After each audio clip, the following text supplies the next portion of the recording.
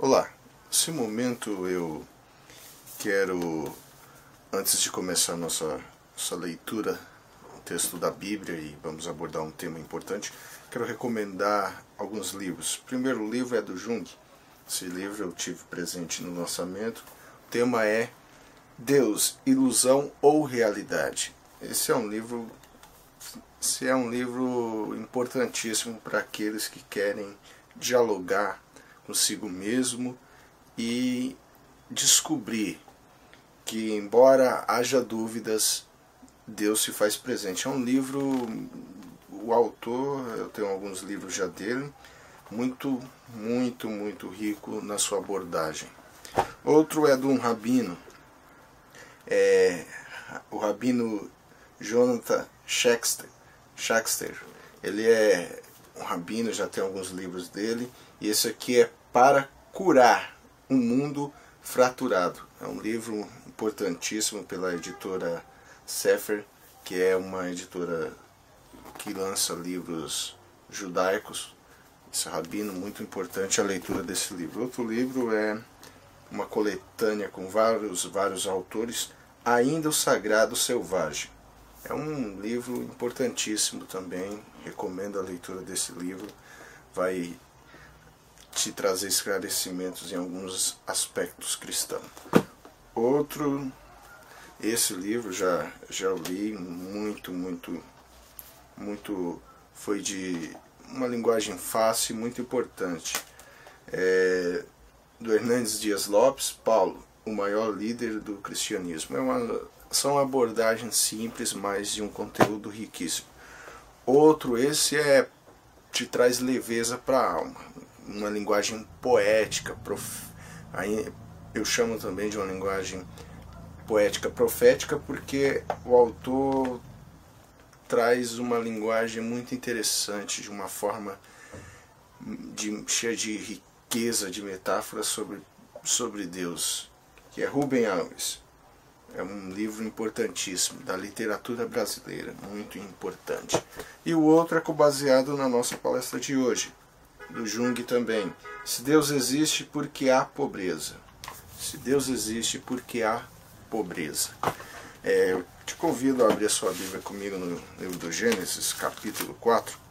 Está escrito assim no versículo... Vou ler todo o capítulo, aliás, alguns versículos a mais. Conheceu Adão a Eva, sua mulher, e ela concebeu e teve Caim. Disse: alcancei do Senhor um homem. Tornou a dar à luz e teve Abel, seu irmão. Abel foi pastor de ovelhas, Caim foi lavrador da terra. Ao cabo de dias trouxe Caim do fruto da terra uma oferta ao Senhor.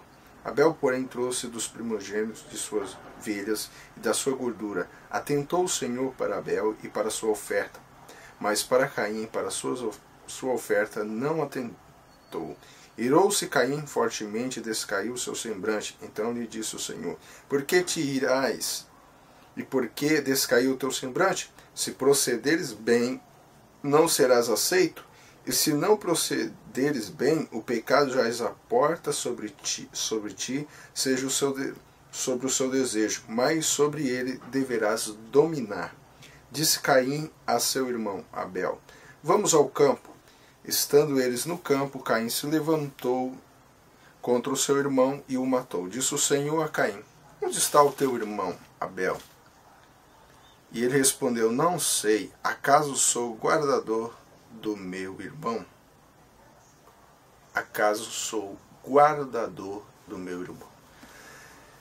Eu vejo nesse texto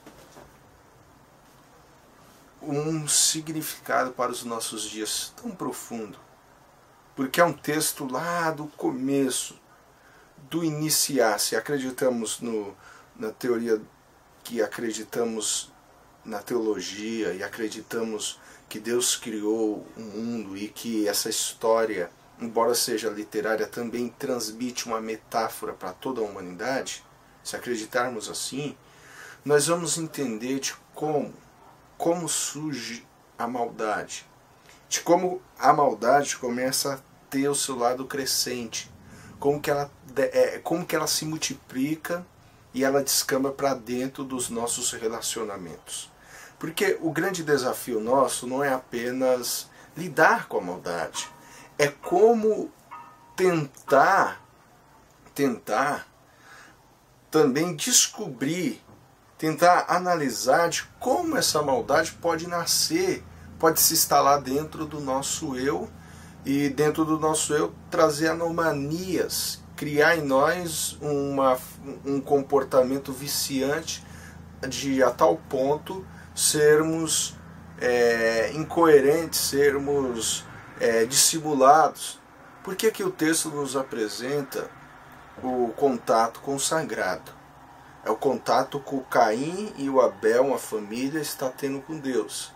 Mas é principalmente nesse contato com Deus que deveria nascer a justiça, a paz, a dignidade, o meu ver mansamente o outro, o meu olhar de amor para o próximo, que nasce a maldade e a morte, a inveja, o descontrole.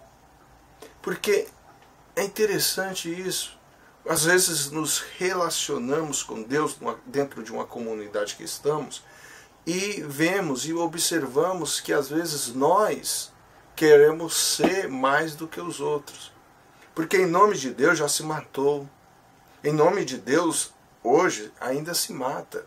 Em nome de Deus hoje ainda se manipula.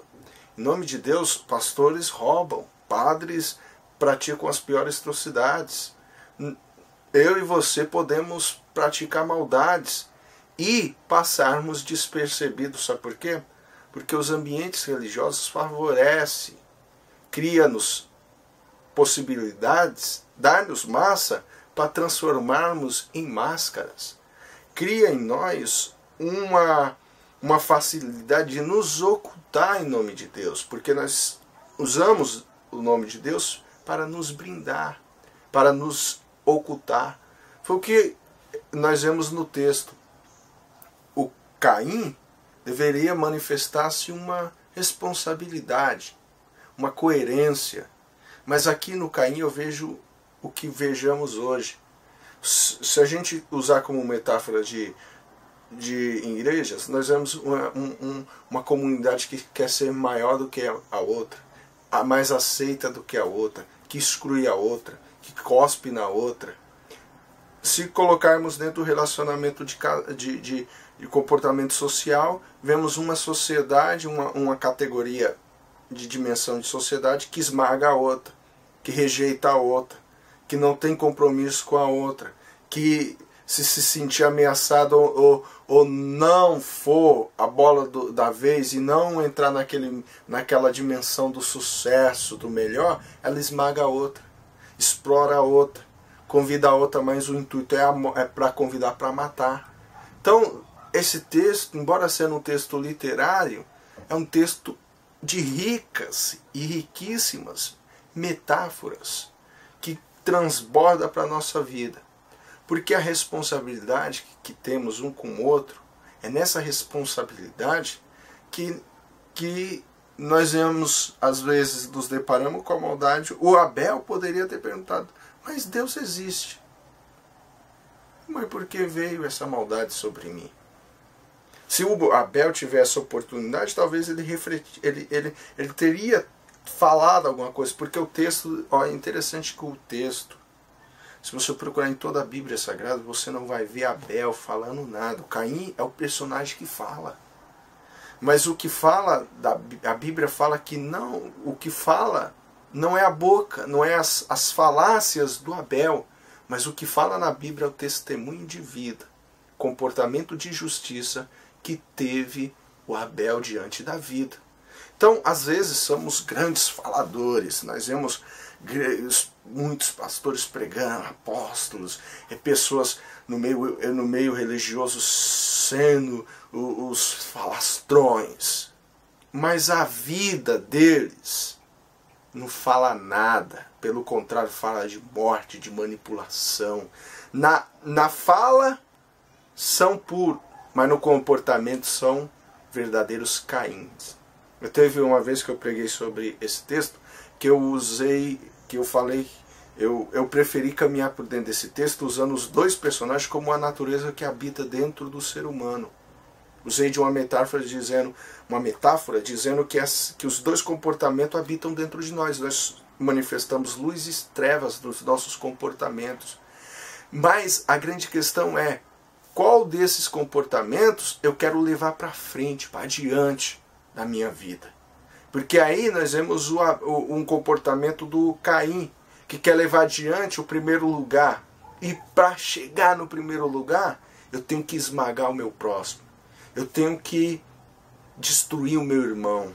Eu tenho que pôr ele embaixo. Eu tenho que manipular ele, fingir que sou amigo dele. Então nós temos que ter a coerência. Nós temos que ter a sensibilidade de Deus. Por isso que quando Jesus entra na história, ele se esvazia do seu todo poder. Por quê?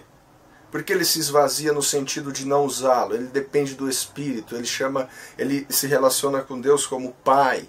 É um dependendo do outro no sentido de comunhão, de amor, de participação. Por quê? Porque nesse relacionamento não existe o primeiro, número um, melhor, ou você é o pior, eu sou o melhor, não. É Deus ensinando que como deveria ser a relação do humano. Porque quando a relação não acontece desse jeito, acontece a pobreza, a miséria. Por que a pobreza? Porque tem nação na história, tem nações na história, aí entra aquela até a teologia do Feliciano, que teve tanta polêmica, que ele usa maldição, que os africanos foram amaldiçoados, é que ele não estuda história, ele não estudou história, ele não entende a questão de que os países chamados Caim exploraram os Abels da vida, arrancaram deles os diamantes, os ouros, exploraram eles. É o forte explorando o fraco. Aí sim, aí tem a maldade. Agora as pessoas usam teologia, muitas vezes, linha teológica, para justificarem tais maldades, porque aí tem o dedo de Deus, porque se Deus quisesse, Deus interferir. O texto não diz que Deus chegou, colocou-se na frente do Abel e disse assim, ninguém toca no meu Abel, porque eu, Senhor, ele me deu uma oferta, eu sou o todo-poderoso da vida dele, eu protejo, eu guardo, ninguém toca. Não. Pelo contrário, Deus vai até o Caim, e não vai até o Abel. E até o Caim, Deus fala para ele assim, ó, há maldade. Há possibilidade da maldade. Agora, cabe a você a responsabilidade de tomar a decisão certa, justa e correta. Qual foi a decisão dele? Aí, na decisão dele que nasce, dentro das nossas decisões que nasce, é dentro das decisões que nações tomam decisões de explorar a outra, que nasce a maldade, que nasce a exploração sobre o pobre, que nasce as corrupções políticas, como acontece ontem assistindo a reportagem no Nordeste, prefeituras e um sistema corrupto que rouba em eventos, levando artistas e roubando, aproveita o momento para disfarçar, criam máscara. Aí que nasce a maldade, sabe por quê? Porque somos seres humanos livres, temos escolha, Deus não escreveu lá, você vai fazer essa maldade porque eu determino, você vai fazer essa bondade porque eu predestinei. Porque se acreditarmos assim, Deus predestinou Caim aqui para matar o Abel. E por que Deus não ficou calado no texto?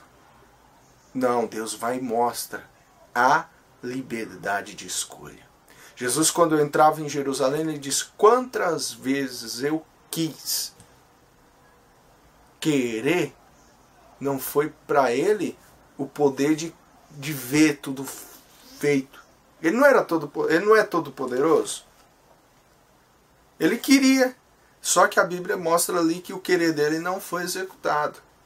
Que o querer, sabe por quê? Porque se Deus quisesse fazer assim, com as mãos, se Deus quisesse usar o seu todo poder, ele faria todos nós, mas aí ele não estaria criando relacionamentos livres.